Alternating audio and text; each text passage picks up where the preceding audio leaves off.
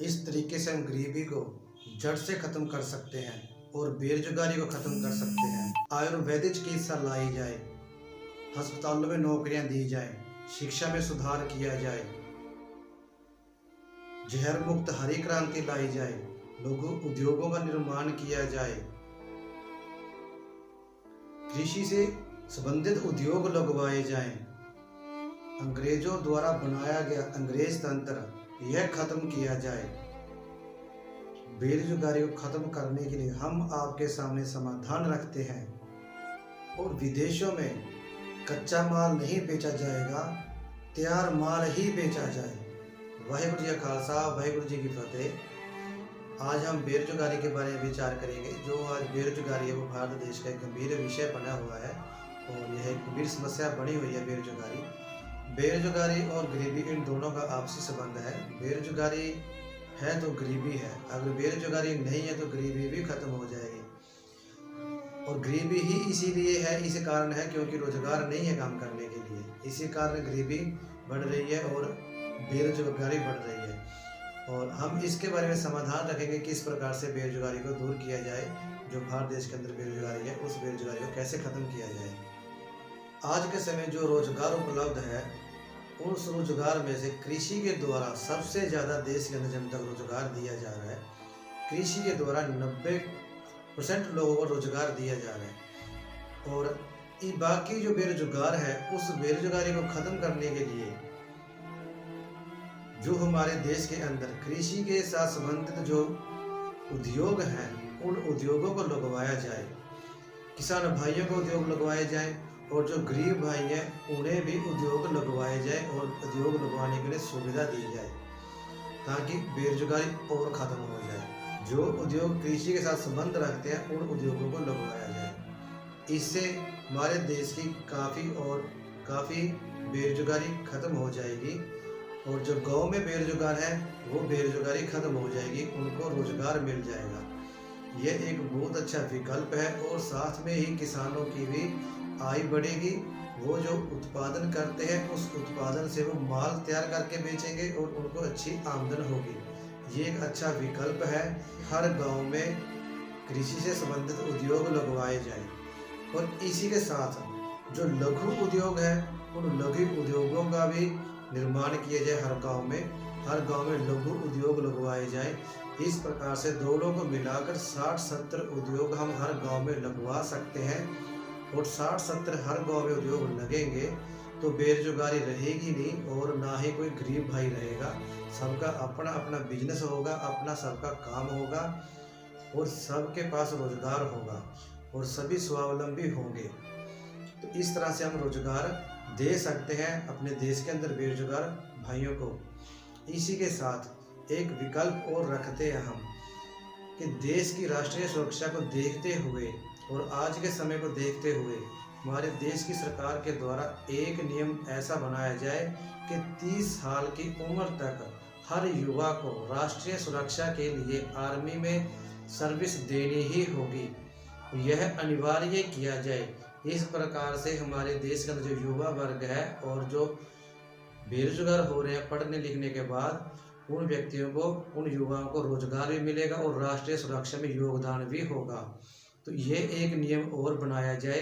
ऐसा करने से हमारे देश की राष्ट्रीय सुरक्षा मजबूत भी होगी और विदेशी ताकतें हमारे देश की तरफ देश को तोड़ने की और टुकड़े करने की जो सोचते हैं वो भी नहीं कर पाएंगे। तो हमारे देश की एक अच्छी राष्ट्रीय मजबूत सुरक्षा बन जाएगी इस नियम को बनाने से। इसी प्रकार से हमारे देश के अंदर जहर मुक्त हरी क्रांति लाई जाए। जहर मुक्त हरी क्रांति लाने से भी हमारे देश में रोजगार बढ़ेंगे। जो आज खेत के अंदर रासायनिक खाद डाली जा रही है, जहरीले प्रोडक्ट डाले जा रहे हैं, उसके स्थान पर देसी खाद बनाकर डाली जाएगी। वह देसी खाद किसान भाई भी बनाएंगे और जो गरीब भाई हैं जिनके पास रोजगार नहीं है वो भी देसी खाद बनाकर किसान भाइयों को दे सकते हैं और उन्हें भी रोजगार मिलेगा। और आज कुछ भाई इस दिशा में काम कर रहे हैं, कार्य कर रहे हैं और अच्छी सफलता मिल रही है। तो इसे और बढ़ावा दिया जाए सरकार अब सहयोग के द्वारा। इसी प्रकार से जो गरीब भाई हैं, यह भी हमारी तरह किसान भाई ही थे, लेकिन अंग्रेजों की गलत नीतियों के कारण, गलत कानूनों के कारण हमारे किसान भाइयों की मजबूरियां बनाई गई, जिस कारण उन्हें ज़मीन बेचनी पड़ी और आज वो गरीब बने और मजदूर बने। तो इन्हें दोबारा ज़मीन दी जाए और यह ज़मीन पर खेती करेंगे और इन्हें रोजगार मिलेगा और उद्योग भी लगवाए जाएंगे, तो और हमारे देश की जो गरीबी है और बेरोजगारी है वो भी खत्म हो जाएगी। इसी प्रकार से यह जो ज़मीन है, जो सरकारी ज़मीनें है, वो ज़मीन इन गरीब भाइयों में दी जाए, बेरोजगारों में दी जाए। और जो भूमाफिया के पास ज़मीन है, वह गलत कानूनों के कारण उनके पास ज़मीन गई है और वह भूमाफिया बने हुए हैं, उनसे ज़मीन लेकर अपने गरीब भाइयों को दी जाए ताकि वो उसमें खेती कर सकें और अपना रोजगार, बिजनेस, धंधा कर सकें। और जो हमारे देश के अंदर जो बंजर ज़मीनें हैं, उन ज़मीनों को खेती योग्य बनाया जाए और वह ज़मीन गरीब भाइयों को दी जाए और वहाँ पर वो खेती करें। इसी प्रकार से ज़मीन कम पड़ने पर जंगलों से ज़मीन ली जाए, वो ज़मीन हमारे गरीब भाइयों को दी जाए और बेरोजगारों को दी जाए ताकि वो उसमें अच्छा उत्पादन कर सकें। इस तरह से हमारे देश की और गरीबी और बेरोजगारी खत्म हो जाएगी।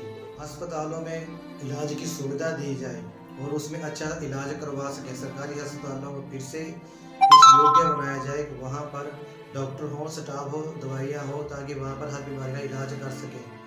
और के लिए भर्तियाँ निकाली जाए ताकि हमारे जो बेरोजगार भाई हैं उनको रोजगार मिले वहाँ पे, और साथ में हमें इलाज की सुविधा भी मिले ताकि हर गांव का व्यक्ति वहाँ पर इलाज करवा सके, सस्ता इलाज करवा सके, और डॉक्टरों का प्रबंध किया जाए।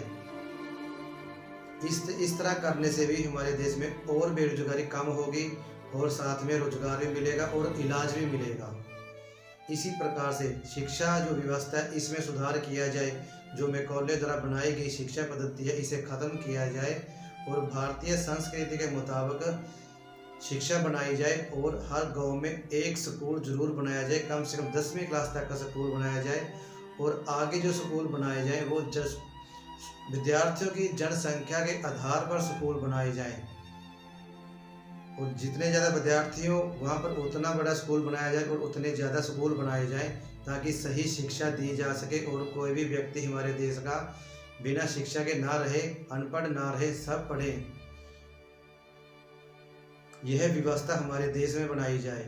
इस तरह करने से भी और रोजगार खत्म हो जाएंगे। जो आज टीचर भाई जो सरकार का विरोध कर रहे हैं, अपने हक की मांग करते हैं और वहाँ पर लाठीचार्ज किए जाते हैं, उससे ही बचें। और हर स्कूल में हमें जनता को भी टीचरों की ज़रूरत है और उन्हें भर्ती करें और रोजगार मिले और बेरोजगारी और ख़त्म हो। और किसानों को आयुर्वेदिक जड़ी बूटियों की खेती सिखाई जाए और उससे वो दवाइयाँ बनाएं ताकि हम अपने गांव में ही इलाज कर सकें हर बीमारी का, और हर गांव में सुविधा हो बीमारी की इलाज करवाने की। और यह सुविधा सरकार हमें दे और जानकारी दे किसान भाइयों के, आयुर्वेदिक जड़ी बूटियों की खेती करें और उससे दवाइयाँ बनाने की भी ट्रेनिंग मिले।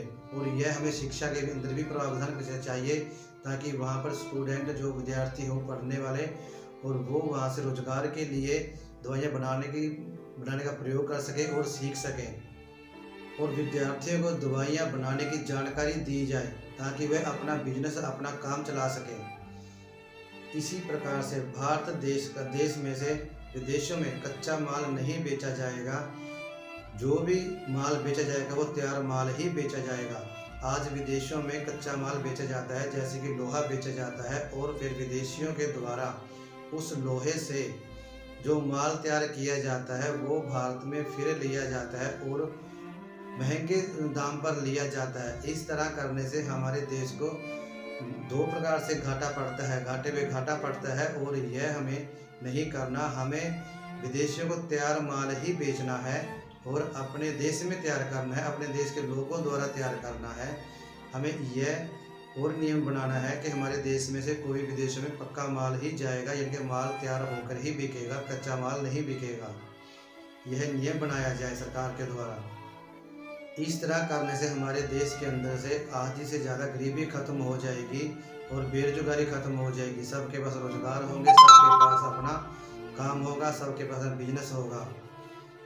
इसी के साथ हमारे देश में जो अंग्रेज़ों द्वारा कानून बनाए गए थे, अंग्रेज़ों ने हमारे देश को गुलाम बनाने के लिए कानून बनाए गए थे और उन्होंने कानून बनाकर हमारे देश के अंदर जो रोज़गार थे, जो काम थे, वो सब बंद किए गए थे और किसानों के जो सहयोगी किए थे वो सब बंद किए गए थे। तो जो अंग्रेज़ों द्वारा कानून बनाए गए हैं वो सब के सब कानून ख़त्म किए जाएँ, ताकि देश के अंदर जो समस्याएं हैं वो समस्याएं सभी खत्म हो जाएं और आगे कोई समस्याएं पैदा ना हो। जो आज समस्याएं हैं यह सभी अंग्रेजी कानूनों के कारण है, जो अंग्रेजी तंत्र बनाया हुआ है अंग्रेजों के द्वारा, उसके कारण है। और आज हमारे देश में इसी अंग्रेजी तंत्र को हमारे देश के काले अंग्रेज चला रहे हैं और वह इन कानूनों को ख़त्म नहीं कर रहे और इसी नीति से, अंग्रेजों की नीति से ही दोबारा नए कानून बना रहे हैं। एक कोई कानून में बदलाव नहीं कर रहे, पुराने कानून खत्म नहीं कर रहे, नए कानून और बना रहे हैं उसी नीति से, उसी सोच से। तो ये अंग्रेजी तंत्र को ही बढ़ावा दे रहे हैं, अंग्रेजी तंत्र को खत्म नहीं कर रहे हैं और इसे खत्म किया जाए तभी हम स्वतंत्र होंगे, तभी हम आज़ाद होंगे। आज भी हम अंग्रेजों के ही गुलाम हैं और यह सब करने के लिए अगर कोई कानून या कोई उद्योगपति या पूंजीपति रास्ते में आए तो उन सबको हटाया जाए और इस नीति से, इस नीयत से देश के अंदर सुधार किया जाए ताकि हमारे देश की सभी समस्याएं खत्म हो जाएं और देश के अंदर गरीबी खत्म हो जाए, बेरोजगारी खत्म हो जाए और स्वदेशी के रास्ते से भारत स्वावलंबी की ओर आगे बढ़े और स्वावलंबी हो, हम खुद पे डिपेंड हो, हमें किसी पे निर्भर ना होना पड़े। इन विचारों के साथ आप हमें अच्छा सुझाव दें ताकि इन विचारों को और बेहतर बनाया जा सके। आप सबका बहुत बहुत धन्यवाद। वाहिगुरु जी का खालसा, वाहिगुरु जी की फतेह।